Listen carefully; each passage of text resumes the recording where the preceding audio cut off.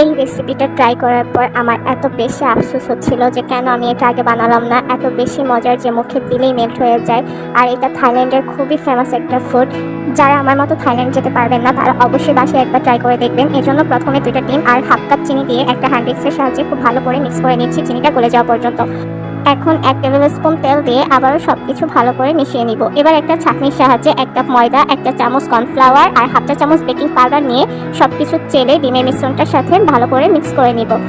সবকিছু ভালো করে মিক্স করা হয়ে গেলে এর মধ্যে হাফ কাপ লিকুইড দুধ আর কয়েক ফোঁটা ভ্যানিলা এসেন্স আর সামান্য কিছু ইয়েলো ফুড কালার দিয়ে আমি এটা খুব ভালো করে মিক্স করে নিয়েছি।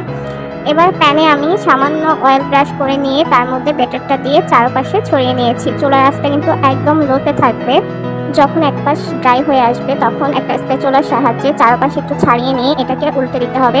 অপর পাশটা কয়েক সেকেন্ড রাখার পর 2 পাশ 10 সেকেন্ড করে রাখার পরে কিন্তু এটা নামিয়ে ফেলা যায়।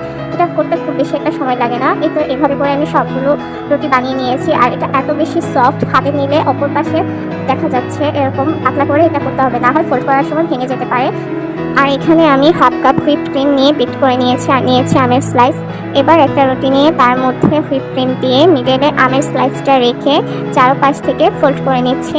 আমরা যেভাবে নর্মালি মোগলাই পরোটার ফোল্ড করি এটাও সেম। এখানে নিজের ইচ্ছে মতো করে ভাঁজ করে নেওয়া যাবে, কোনো সমস্যা নেই। যে যার ইচ্ছে মতো এটাকে ভাঁজ করে নিলেই হবে। এই তো এভাবে করে আমি সবগুলো ম্যাঙ্গো পিলো বানিয়ে নিয়েছি।